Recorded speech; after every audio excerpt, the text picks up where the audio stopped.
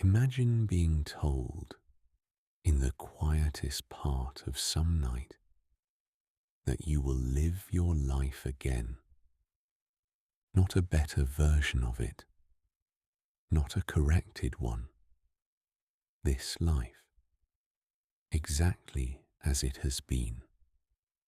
Every ordinary afternoon, every conversation, and every one left unspoken, every failure that still carries a little weight, every small happiness that arrived and was gone before it was fully noticed, all of it again, in the same order, with nothing changed, and then again, and again, without end. There is no need to answer that yet. It is the kind of question that takes a while to sit beside. Most people, asked it honestly, feel something tighten. The mind goes first to the things it would rather not repeat, the wrong turns, the years that felt like waiting, the losses that have not quite closed over. The question can seem almost unkind. It was meant to be heavy. That was the whole point of it. But underneath the weight, there is a second question, quieter than the first. Not whether the life could have been different, whether, exactly as it has been, it could still be wanted, loved even, the way a person loves something they would choose again, freely, without having to be asked twice. That is what this is about, not the answer, the question itself, and the slow walk around it. It comes from one of philosophy's strangest and most demanding minds, who spent years circling this single thought, and where the walk leads turns out to be gentler than it first appears, less about forcing a yes, more about what it means to be fully present to a life while it is still being lived. So we begin where the question begins. It was a thinker named Friedrich Nietzsche who first set this question down a little over a century ago. He wrote it not as a theory, but as a scene, a small, strange scene, dropped into the middle of a book almost without warning. Picture a demon, he says. It finds you in your loneliest hour, the latest and quietest part of the night. And it speaks. This life, as you now live it and have lived it, you will have to live once more and innumerable times more. And there will be nothing new in it, but every pain and every joy and every thought and sigh and everything unutterably small or great in your life will have to return to you, all in the same succession and sequence. The eternal hourglass of existence is turned upside down again and again, and you, with it, speck of dust. And then the real question, would you throw yourself down and curse the voice that spoke? Or have you, even once, known a moment so complete that you would answer it? Yes. Say it all again. Nothing has ever sounded more divine. Two responses, then.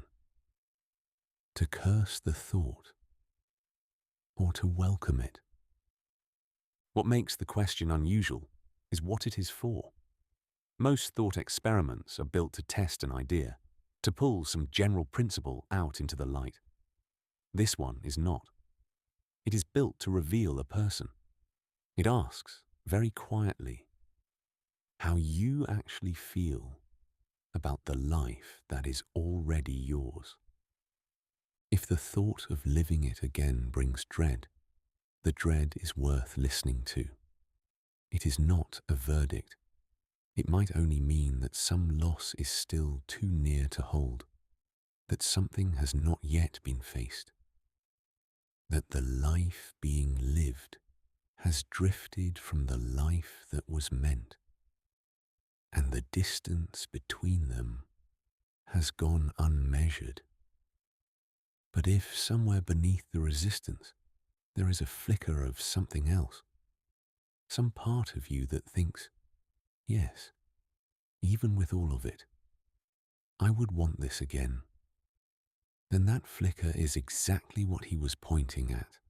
He had a name for it, which can wait. For now it is enough to notice whether the flicker is there at all. He did sometimes wonder whether the universe might actually work this way, whether endless time would force every moment to return. But he never let the idea rest on that. Whether or not it is literally true changes nothing about what it does. The question is not, will this happen? The question is, how does it feel to imagine that it would? There is a familiar piece of advice that says to let the past go, to stop dwelling, to move on. And there is real wisdom in it, up to a point. But this question is reaching for something deeper than the ability to stop dwelling. It asks whether, if nothing could be changed, not one moment, not one mistake, a life could still be looked at and called genuinely worth having. That is not the same as asking whether the life has been good by any outside measure. Someone who has suffered enormously might find the yes. Someone given every advantage might not. The answer comes from lower down than any list of what went well or badly. It comes from the relationship a person has with their own existence, with the particular, unrepeatable shape of this one life. He called this the heaviest weight.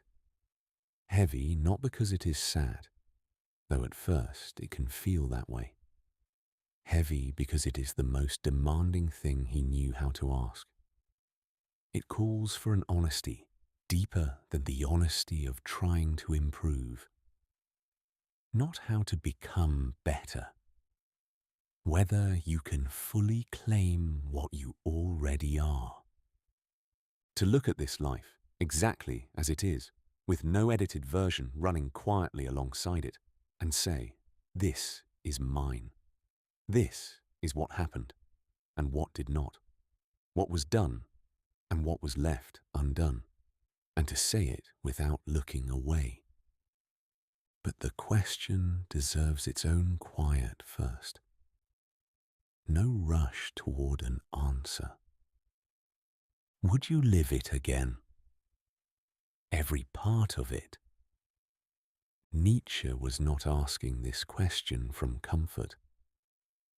For most of his adult life, he was in pain.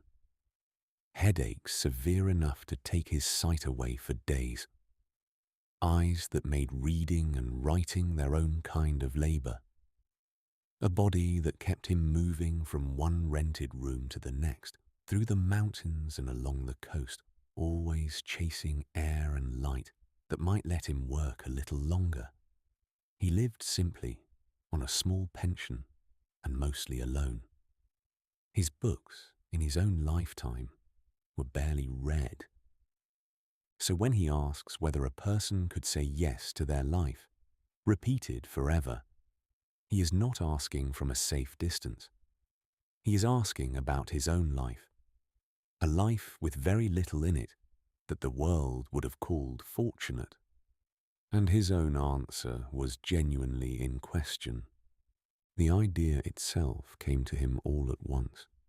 A summer day, walking beside a lake high in the mountains, the water still and the air thin. He described it afterward as something that arrived almost too large to hold, a thought that nearly knocked him over. He was alone when it came, as he nearly always was. That matters more than any date. This was not a comfortable notion arranged by someone at ease with the world. It was an idea a particular man needed, built under real pressure out of the only material he had, which was his own difficult life. He was trying to think his way honestly through one question: whether a life like the one he was actually living could be affirmed, not just survived, not just endured with some dignity, affirmed, wanted.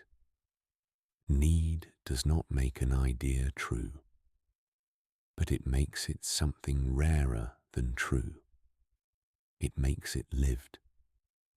So when he writes about loving one's fate, he is not handing a pleasant phrase to people who have found life easy. He is writing from inside real hardship and asking whether even this, even the illness, even the obscurity, even the long aloneness could somehow be loved, not tolerated, not borne with gritted teeth, loved.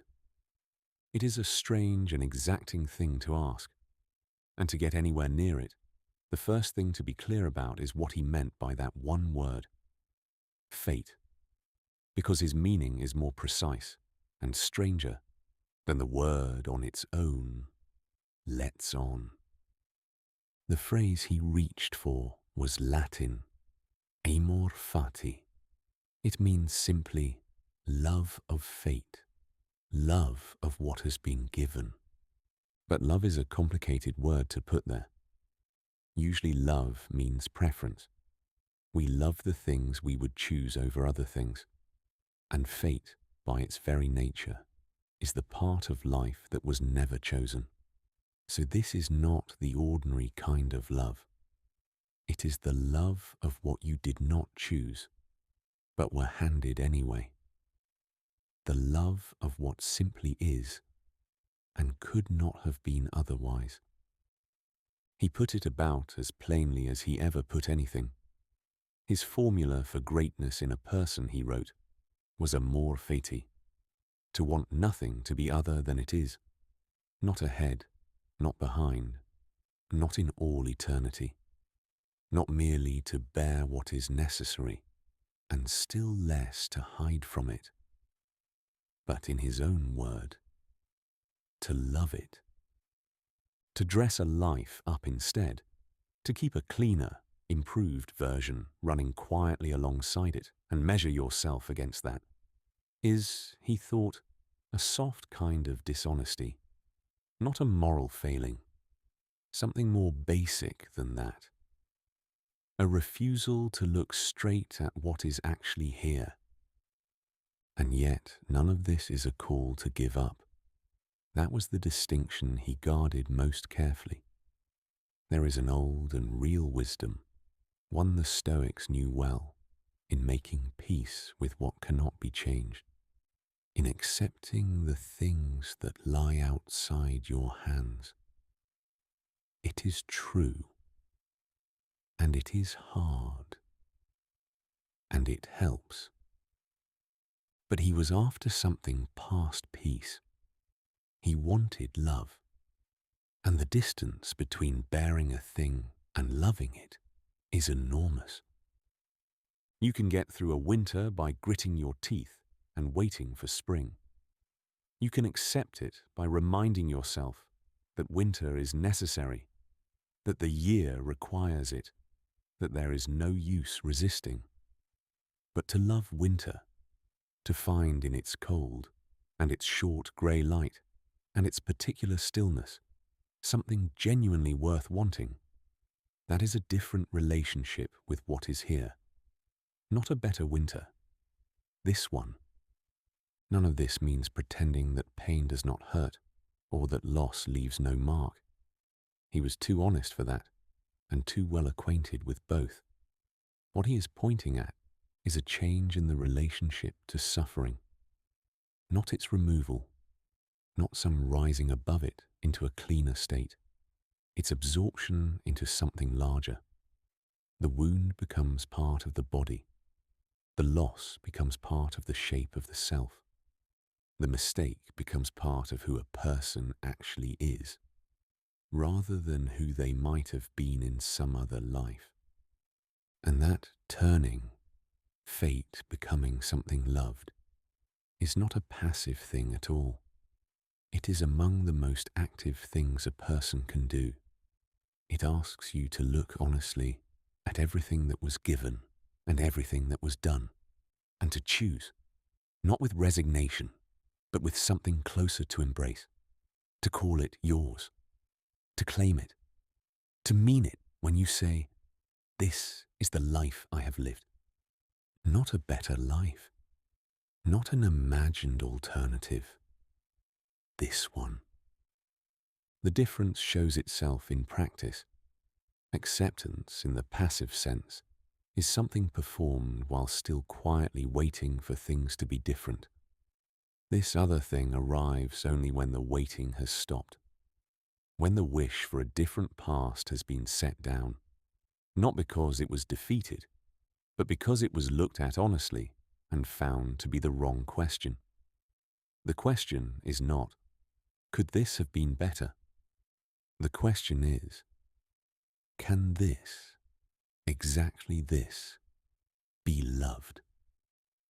And that raises something that cannot be stepped around, because some fates are genuinely brutal. Some lives hold losses so heavy that the very word love seems like the wrong tool to bring to them. What does any of this have to say to those? The question deserves careful handling, and it will get it. But first, one more piece needs to be set in place. The idea that keeps all of this from collapsing into a pretty sentiment. There is a very old human strategy for managing the weight of existence, and Nietzsche spent much of his philosophical career examining it. The strategy is this: when life is difficult, when meaning seems absent, when the eternal recurrence thought experiment produces not even a flicker of yes, but only a wave of dread, find a way to exit. Not literally, but psychologically. Find a way to be somewhere other than fully here, inside this actual life. The exits are numerous, some ancient, some distinctly modern. All of them, in Nietzsche's analysis, share the same fundamental structure. They locate the value of life somewhere other than in life itself. And in doing so, they make the life being actually lived slightly less real, slightly less worth inhabiting, slightly less yours. The oldest exit is the one Nietzsche examined most closely and called the ascetic ideal, the religious impulse to place the meaning of life beyond life, heaven, the afterlife, a reality behind or above this one, compared to which the ordinary, finite, suffering-inflected life here is merely preparatory, a test, a passage, something to be endured in transit to the place where things are finally, properly good. Nietzsche does not dismiss this. He understands its psychological power with an intimacy that comes from having grown up inside it. He knows how profoundly comforting it is to believe that suffering here is not the last word, that there is a scale large enough to make sense of what happens in a single life. He is not contemptuous of the people who find this comfort, but he rejects the move, absolutely and deliberately, because the ascetic ideal says, at its root, this life, as it is not sufficient. It requires something outside itself to be worth having. And that verdict, however understandable, is for Nietzsche the original act of self-betrayal, the refusal to say yes to what is actually here. The modern exits are subtler and more varied. There is distraction, filling every quiet moment with noise, with stimulation, with one more thing to look at or respond to, so that the central question of whether you are actually living the life you want never quite manages to arrive in the silence. There is busyness, constructing a life so full of obligations and tasks that there is never a moment to sit honestly with whether any of it is actually wanted. There is passive nihilism, the conclusion that because nothing has inherent meaning, nothing matters, and therefore the appropriate response is a kind of settled, ironic numbness. Nietzsche has a name for this last exit: decadence. And his critique of it is sharp, because the passive nihilist has made a correct observation and drawn entirely the wrong conclusion. The observation is accurate. Meaning is not built into the structure of things.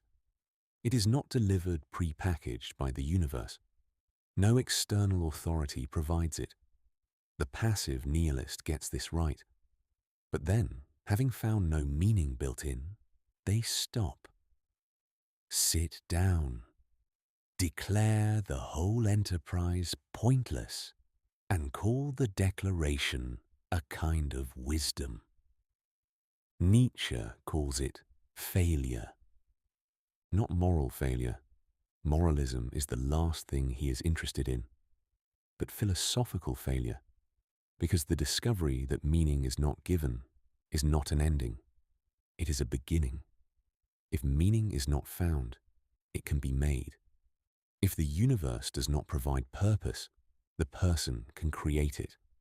And this creation, the active, willful, sustained making of significance out of the raw material of an actual life, is exactly what Amor Fati enables. Because the person who has genuinely said yes to their fate, who has looked honestly at everything and chosen to claim it, does not need an exit, does not need the pain to appear in a ledger somewhere and balance out, does not need a reward that comes later. The meaning is here, in the act of saying yes, in the choosing of the life that is already being lived. This is the distinction Nietzsche draws between active and passive responses to the discovery that meaning is not given. Passive, the nothing opens, and you sink into it. Active, the nothing opens, and you recognize it as the condition of creation. The emptying of inherited meaning creates space for something that is genuinely, rather than merely inheritedly, your own. And yet, this should be said honestly, the exits are tempting, not because people are weak, but because they are sometimes genuinely necessary. There are periods of life where simply continuing is the whole task, and philosophy is beside the point. Grief requires a passage of surviving before it can be examined. Nietzsche at his best knows this. The invitation of Amor Fati is not to feel the yes immediately. It is to keep the question alive, to not close it permanently with any of the exits, long enough that the yes becomes possible. There is a version of the eternal recurrence thought experiment that focuses almost entirely on the dramatic moments, the great loves, the decisive failures, the turning points that arrive once and leave the life different afterward. And those moments matter enormously. But they are not where most of a life takes place. Most of a life takes place in the ordinary. The Tuesday morning with nothing particular on the schedule. The commute along a route so familiar it requires no attention. The lunch eaten in quiet or in mild conversation, or alone with a thought that comes and passes without being written down. The evening that is neither good nor bad, just another evening, unremarkable, continuing. These are the scenes that make up the majority of any human life, and they are precisely the scenes that the eternal recurrence repeats most. If you had to live your life again forever, what would recur most often would not be the peak experiences. It would be the Tuesdays, the commutes, the ordinary lunches, the evenings that simply passed. Nietzsche noticed this. In one of his notebook entries from the period when the recurrence was most alive for him, he wrote, "Let us impress the image of eternity upon our life. This thought contains more than all religions which despise this life as something ephemeral and look toward an indefinite other life. This thought contains more, because it takes seriously what the ascetic traditions tended to dismiss: the ordinary afternoon, the unremarkable evening, the breakfast eaten without thinking. These are not interruptions in a life waiting to become meaningful. They are the life. And if you say yes to the eternal recurrence, if you are willing to have all of this again forever, you are saying yes to these, to the Tuesday afternoons, to the in-between hours, to the unheroic fabric of daily existence.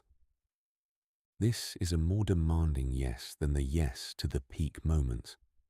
Most people, if pressed, could say yes to their greatest joys. But the question that actually has weight is whether you can say yes to the ordinary time between them, to the hours that don't ask anything of you and don't offer anything dramatic in return. The simply continuing. Because if ordinary time cannot be inhabited with some degree of genuine presence, if the life requires constant peak experience or dramatic meaning, or the sense of important events to feel worth living, then the eternal recurrence reveals something real, that a person is at war with the actual texture of what a life is, not the highlight reel version, the full version, the Tuesday version.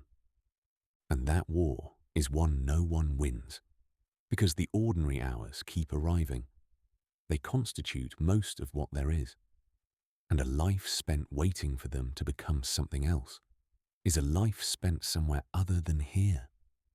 The person who can look at an unremarkable Tuesday, not a good Tuesday or a bad Tuesday, just a Tuesday, and feel somewhere something like, yes, I would have this again, this too.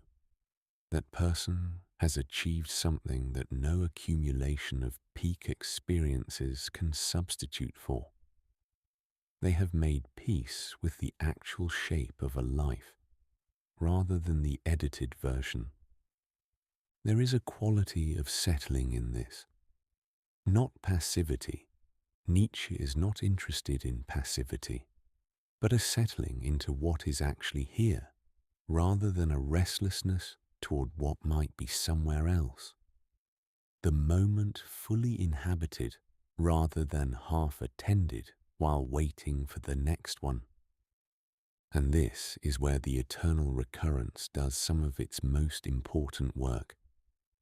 Not by pressing a person to affirm the losses, though it does that too, but by pressing a person to genuinely inhabit the ordinary, to be here in the ordinary hours, not somewhere else, not in the better version, not waiting, here.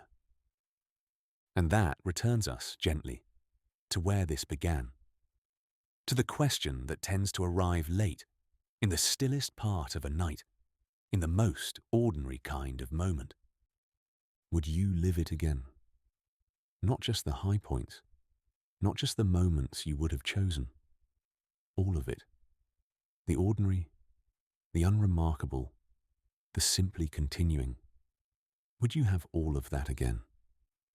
The thought experiment keeps the question from becoming theoretical, and what it is really asking, underneath the cosmology, is whether this actual life, on this particular night is fully inhabited, fully claimed. Something needs to be said honestly here. Something that cannot be softened without dishonoring the people who most need it. There are things in some people's lives that are genuinely terrible, not merely difficult, not merely challenging in the ways that ultimately produce growth or some other recoverable good. Terrible in the sense that leaves a mark that does not fully fade, the kind of loss or wound or betrayal that changes a person at a depth beyond preference or habit, that remakes something structural in how they experience being alive. Amor Fati, taken seriously, must face this, not skip past it, not soften it with philosophy, because if the yes Nietzsche is after can only be given by people whose lives have been, on balance, bearable, if it is an idea available only to those who have been spared the worst, then it is not a very interesting idea. It is a comfortable philosophy for comfortable people, and Nietzsche would have rejected that contemptibly. So what does Amor Fati actually say when applied to those cases? What it doesn't say is that the terrible thing was secretly good. That is a distortion, a kind of toxic positivity dressed in philosophical language, which is more dishonest than ordinary cheerfulness, because it weaponizes depth against the person who needs honesty. The death of someone loved is not secretly good. The betrayal that broke something irreparably is not secretly good. The years spent surviving an illness, a violence, a grief that hollowed the world out, those years are not secretly good. Framing them that way is not amor fati. It is something much cheaper, and Nietzsche would have rejected it as a form of the idealism he specifically named as mendacity. What Amor Fati says is something different, and it is said slowly, over time, and not all at once. It says, the terrible thing happened. It is part of what is. And the question, the actual question, the one worth sitting with, is not whether it was good, because it was not, but whether it is possible, over a long enough time, to incorporate it into the self that continues, not to cut it out, not to seal it off, not to carry it as a foreign object inside the life, something permanently separate from what feels real, but to incorporate it, to have it be part of the shape of what one is, rather than a wound permanently in opposition to that shape. The cutting out is tempting and understandable. The desire to say, that was an aberration. Those years were a detour. The person who suffered through that is someone I am past now. This impulse makes sense. It is often necessary in the early stages of a grief or a recovery to create some distance from what happened in order to simply function. But permanent separation creates a self with holes in it, a self that must actively avoid certain thoughts, certain memories, certain kinds of honest conversation, because those paths lead toward the thing that has been sealed off. A self held together, not by wholeness, but by carefully maintained avoidance. The incorporation, the alternative Nietzsche is pointing toward, takes longer and is harder. It does not happen through a single decision or through the application of a philosophical framework. It happens, when it happens, through the gradual expansion of what the self can contain. The wound becoming part of the body rather than an intrusion upon it. the grief becoming part of the shape of the person rather than an interruption of it, a chapter rather than a rip in the page. And then, not instead of the grief, not replacing it, but somehow alongside it, the recognition that the person here now, shaped by this, including this, is still a person, is still experiencing things worth experiencing, is still, in some unforced and unchosen way, here. That recognition, fragile, hard-won, often arrived at not through philosophy, but through the simple passage of time and the daily decision to continue, is what Amor Fati looks like when it has had to include the worst. Not the triumphant yes, the quiet, continuing, still here. And that yes, carrying the weight of what it has had to include, is more serious and more real and more philosophically interesting than any easy yes could ever be.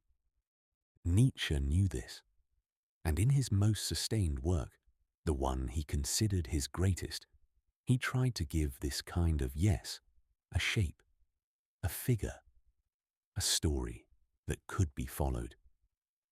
Near the beginning of Thus Spoke Zarathustra, the book Nietzsche himself called his most important work, published in 4 parts between 1883 and 1885. There is a parable that contains in condensed form the whole arc of what he is trying to describe. Zarathustra, the prophet figure of the book, who is not a historical character but Nietzsche's own philosophical creation, speaks to his followers about 3 metamorphoses of the spirit. These are not literal physical transformations. They are stages of a person's relationship with existence itself, with the burden of living, and what becomes possible on the other side of having carried it. The first metamorphosis is the camel. The camel is a bearer of burdens. It is strong and patient and enduring.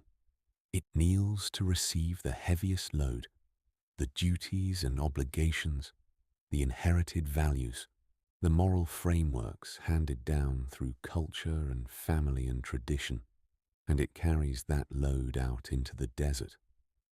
The camel does not question what it has been given to carry.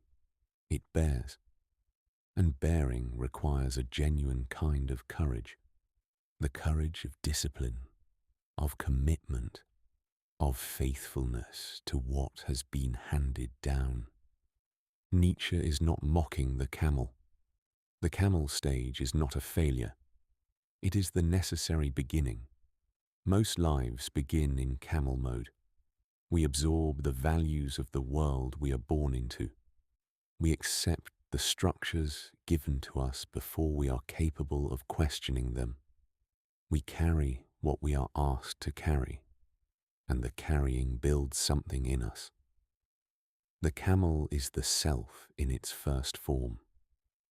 But the camel stage is not the destination, because the camel, carrying its load through the desert, arrives eventually at a point where the load itself must be honestly examined, where some of what it has been given to carry turns out not to be genuinely its own, to be inherited rather than chosen, handed down rather than arrived at through experience. And then the second metamorphosis happens. The camel becomes a lion. The lion's task is refusal. Where the camel said, "Thou shalt. Here are the rules. Here is the weight. Here is what you must carry." The lion says, "I will." It confronts the great dragon of inherited values, the dragon whose scales are inscribed with the words, "Thou shalt," and refuses it. The lion cannot yet create new values. Its power is the power of no. But the no is necessary. The clearing of the ground is necessary. Without the lion's refusal, the new cannot arrive. This is the stage of genuine questioning, sometimes called a crisis, sometimes simply the moment when the life one has been living stops being convincing and something else has to be found. The inherited framework is torn apart. The old meanings are rejected. And what is left is the cleared ground. But the lion, having said no to everything, is still defined by what it has refused. The freedom it has achieved is freedom from the old burden, from the inherited thou shalt. It is not yet freedom for. The cleared ground is empty, and emptiness, while necessary, is not yet creation. And so the third metamorphosis, the lion becomes a child. The child can create. The child plays. Nietzsche's images for the child are among the most beautiful in his writing. A wheel rolling out of its own center, a first motion, a holy yes. The child is not innocent in the ordinary sense. The child is the same person who was the camel and the lion. Everything the camel bore and the lion refused is still part of who this person is. What the child does is take all of that, the burden, the rebellion, the loss, the refusal, the cleared ground, and make something affirmative from it, something that says yes, not by erasing what came before, but by incorporating it into a creation. The yes of the child is the yes of Amor, Fati, not the naive yes of someone who has not suffered and not struggled, the yes of someone who carried the burden and fought through the no and arrived, not at a place of ease, but at a place of genuine making. This arc, from camel to lion to child, from bearing to refusing to creating, is the arc Nietzsche is drawing across all of his major works. And the final stage, the child's creation, is what distinguishes Amor Fati from mere acceptance of fate.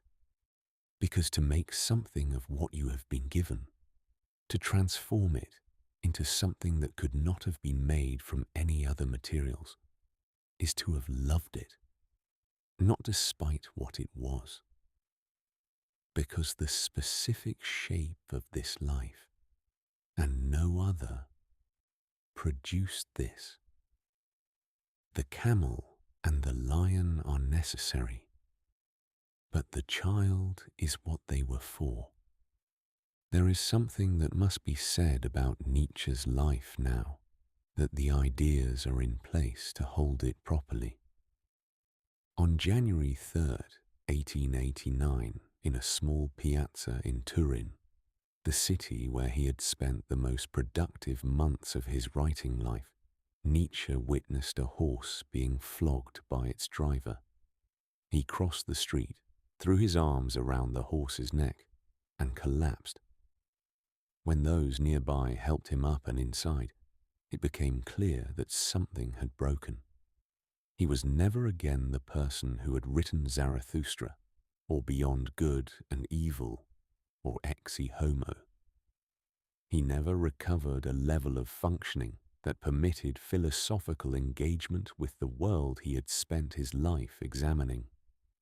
He lived for 11 more years in an asylum for part of them, then in the care of his mother and later his sister, and died in the summer of 1900 at 55 years old.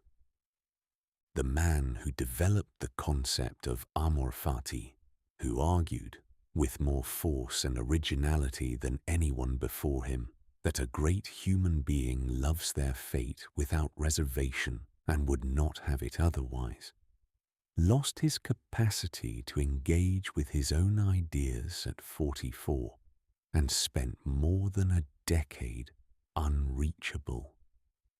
This is worth dwelling with, honestly, not as a counter-argument to his ideas. It would be too simple and too unkind to argue that the collapse disproves the philosophy, but as an honest complication that the philosophy itself must be capable of holding. Because if Amor Fati cannot hold the case of its own originator, it is not much of an idea. Nietzsche's final years were further complicated by his sister, Elisabeth Forster Nietzsche. She was a German nationalist who, after his collapse, became the executor and public representative of his literary estate. She edited his unpublished writings selectively, allowed materials to be presented in ways that aligned them with political positions Nietzsche had consistently and explicitly opposed. Nationalism and anti-Semitism in particular, which Nietzsche had rejected throughout his active writing life with contempt and clarity. The distortion of his work began within his own household, while he was still alive, and he was no longer capable of correcting it.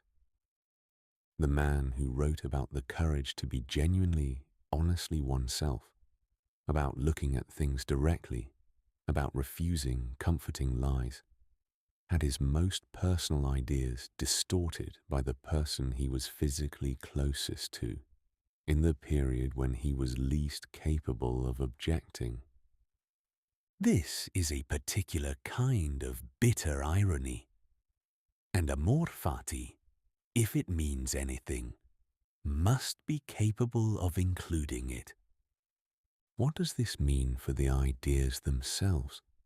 Perhaps this: Amor Fati and the eternal recurrence are not a report on something Nietzsche had already achieved.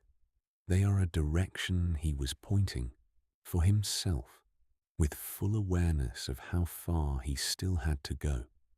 The philosopher, as the first and most serious student of his own unresolved philosophy, the person most intimately familiar with the gap between the idea and the life. There is something more trustworthy about this than about a philosopher who simply arrived at a conclusion and then lived it demonstrably well. Nietzsche's ideas are not the testimony of someone who figured it out and is now reporting from the other side of the difficulty. They are the ideas of someone still in the middle of the difficulty, working through it, failing, continuing to work, and finally losing the capacity to continue. The eternal recurrence, taken honestly, includes this. It includes the breakdown. It includes the distortion.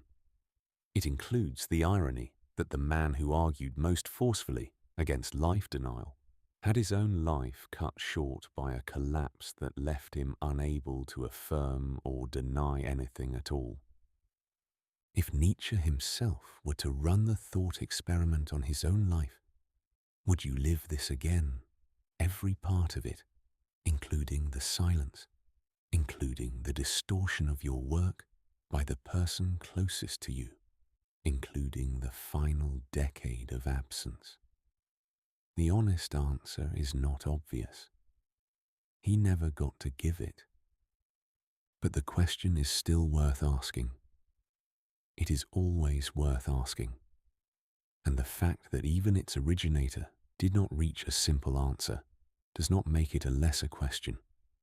It may make it a more serious one. Because the questions worth carrying are not the ones with easy answers. They are the ones you live alongside.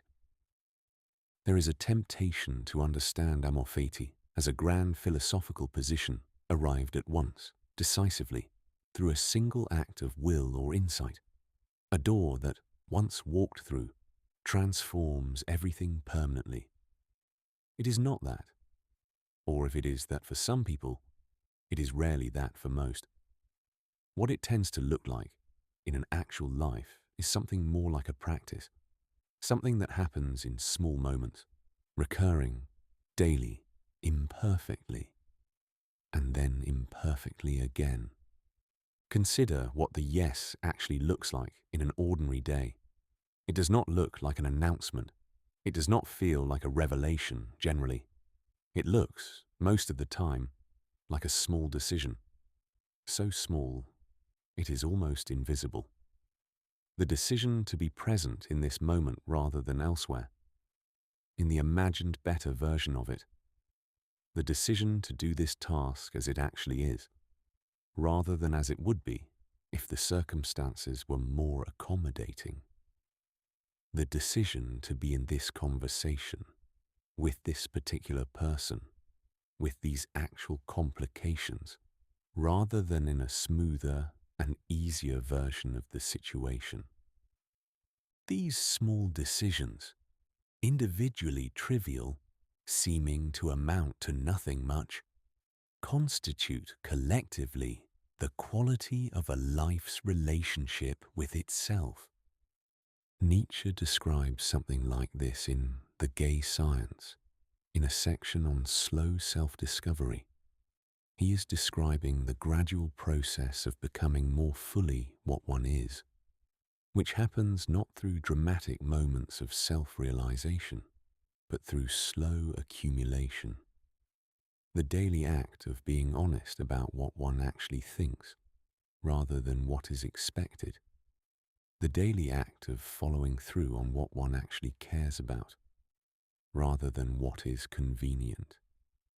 The daily act of not performing a version of the self that is easier for others to manage. Amor Fati as a practice does not present dramatically. On a given Tuesday, it might look like nothing more than completing something you started when you no longer felt like completing it, because you said you would, because it matters, because the alternative is a small betrayal of your own word, or staying in a difficult conversation when the easier option is retreat into comfortable vagueness, or simply noticing when a moment of genuine pleasure arrives, a good meal, a particular quality of evening light, the specific quiet of a late hour, that this is worth having, that this, repeated, would be enough. That last noticing is perhaps the most important, because the eternal recurrence does not apply pressure only to the painful moments. It applies equal pressure to the pleasant ones. It asks, in the moments when life is genuinely good, are you here for them, actually present to what is good about them, or already elsewhere, planning for the next thing, moving through the present on the way to the next one? If this life were to repeat forever, you would have these good moments exactly as they are. They would not be improved. They would be the same. And so the question is whether you are meeting them as they actually are, or waiting for a better version to arrive.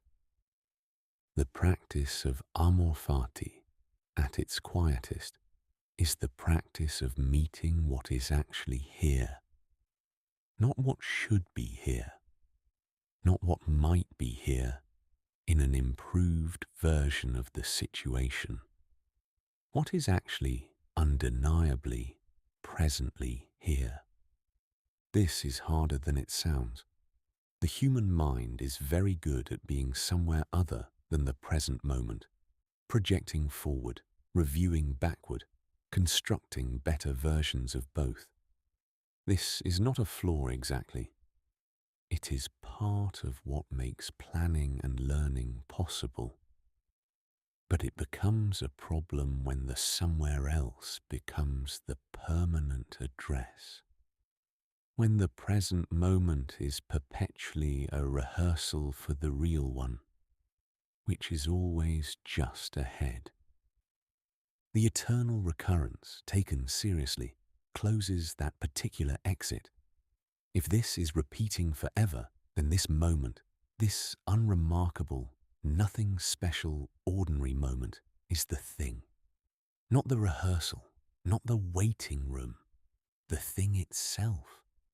And the practice, which is always imperfect and always resumable, is to keep returning to that recognition. one ordinary moment at a time. This moment. This one. Would you have it again? The answer, practiced enough, begins to change the relationship to the question and to the life the question is asking about. There is a passage in Thus Spoke Zarathustra that tends not to receive the attention its surrounding context does because it is brief and arrives in the middle of a much longer and more demanding book. But it points towards something important about what Nietzsche imagines on the other side of the yes. Zarathustra says, "One must still have chaos in oneself to be able to give birth to a dancing star." The image is striking.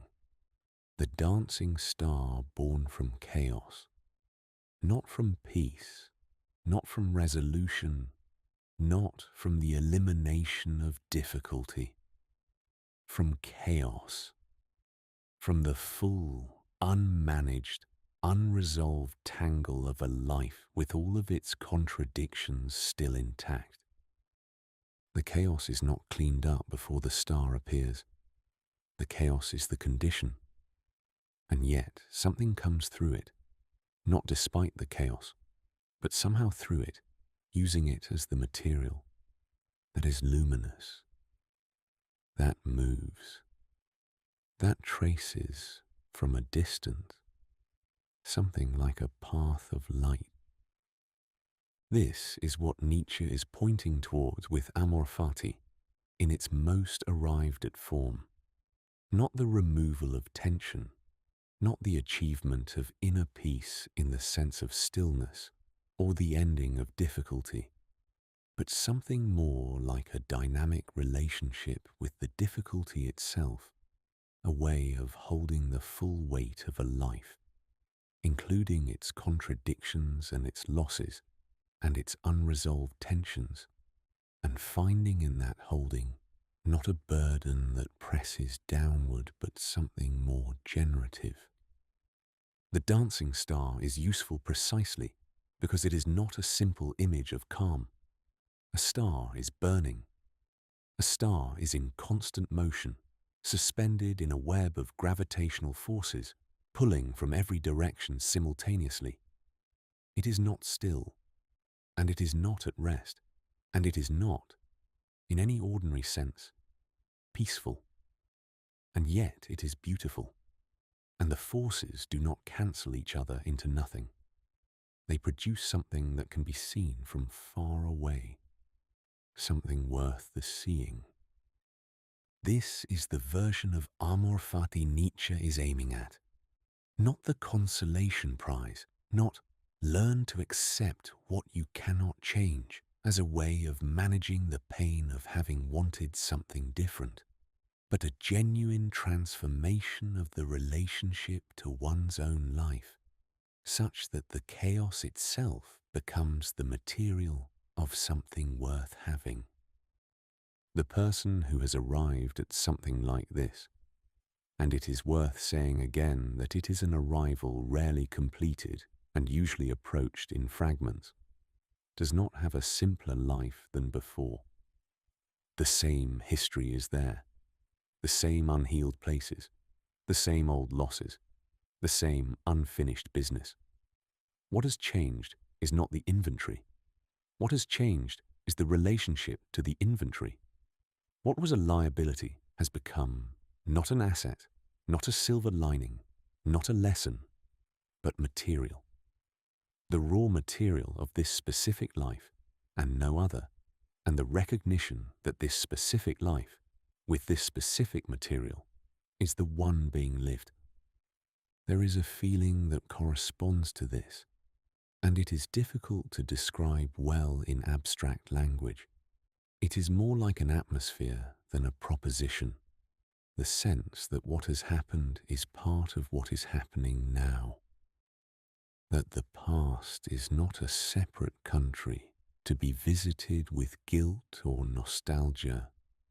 It is the ground under the present. that the losses are woven into the texture of what is here, rather than standing outside it as evidence of what was taken away. And the present, this actual moment, whatever it contains, is worth having, not in the sense of being satisfying by every measure, but in the deeper sense of being real and being mine, and being enough to say yes to. Nietzsche called this, in one of his most concentrated formulations, the great noon, the moment when a person stands in the full light of their own life and casts no shadow, because there is nothing being hidden, nothing being held back, no portion of the life being secretly rejected in favor of an imagined alternative. Everything is in the light, and in the light, everything is seen and claimed and let be what it is. Most people catch this in glimpses, moments, brief and irregular, when the resistance drops away and what is here becomes genuinely sufficient, and then the resistance returns and the ordinary work of living continues. But the glimpses are enough to know that the direction is real, that the dancing star is not only a figure of speech, and that one ordinary moment at a time is what the yes is for. We have travelled a long way from the demon's question, from the thought experiment. Would you live this life again, every part of it, forever, through the ideas that might make a yes possible, through the will to power as the recognition that what you are cannot be cleanly separated from what you have been through, through Amor Fati as not resignation, but love, the strange, demanding, active love of what has been given, through the three metamorphoses of the spirit, from camel to lion to child, from bearing to refusing to making, through the honest admission that some fates contain genuinely terrible things, and that the yes, for someone who has suffered seriously, is not easy or quick or free of cost, through Nietzsche's own life, the productive decade and the final collapse, and the irony of the ideas outrunning the person who had them, through the practice, small and daily and imperfect, of meeting what is actually here, through the image of the dancing star, the chaos that produces, through itself and not despite itself, something luminous.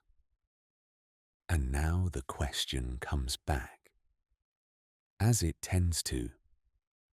If you had to live this life again, every moment of it, every ordinary Tuesday, every loss that still carries weight, every mistake that has not been fully forgiven, every moment of genuine pleasure that passed before it was fully noticed, would you say yes? There is no correct answer that can be given on someone else's behalf. Nietzsche is not asking for a performance of affirmation or a philosophical exercise in saying the appropriate thing. He is asking for honesty.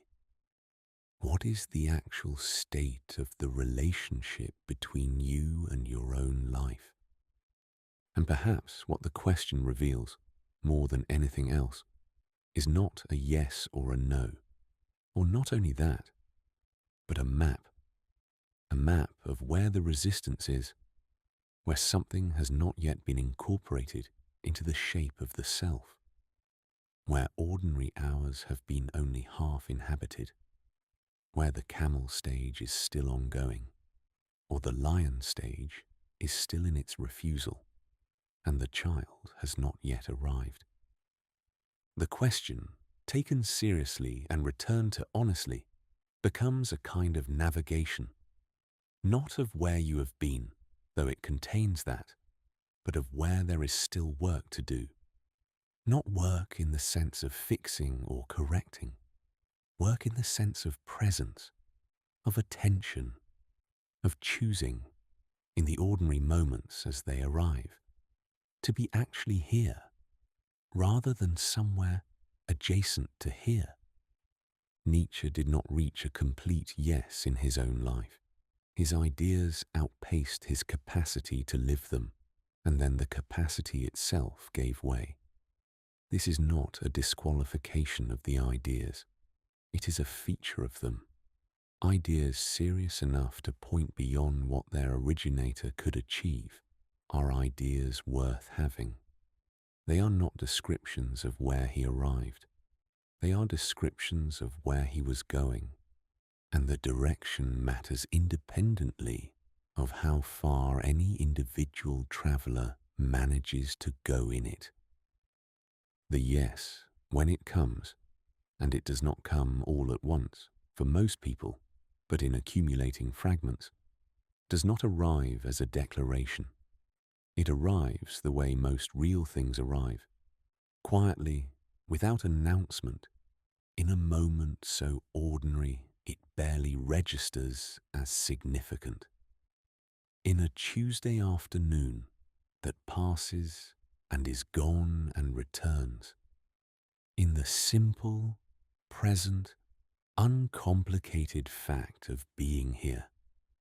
In this actual life, with its actual contents, which is the only life there is to say yes to. And that, perhaps, is what the eternal recurrence is ultimately for. Not to depress, not to disturb, though it does disturb, and the disturbance is part of the point. Not even primarily to philosophize, but to make the question vivid enough and close enough and real enough, by making the life feel genuinely, permanently chosen, that the yes, when a person is ready for it, can arrive in full. Not as a conclusion, as a direction, as the slowly strengthening sense that this life, with all of it, every part of it, is worth the having, is worth the choosing, is worth saying yes to, again and again and again. That is where Nietzsche was pointing. From the boarding house near Silvaplana, in August 1881, beside the pyramidal lake in the Swiss Alps, when the thought arrived that almost knocked him over, he was pointing here, at this, at the quiet, recurring, continuing yes to the life that is actually being lived. The question that opened this journey is the same question that ends it. If you could live your life over again, every moment, every loss, every mistake, every ordinary afternoon, would you say yes? There is an answer in everything that has been said here, though Nietzsche resists giving it simply.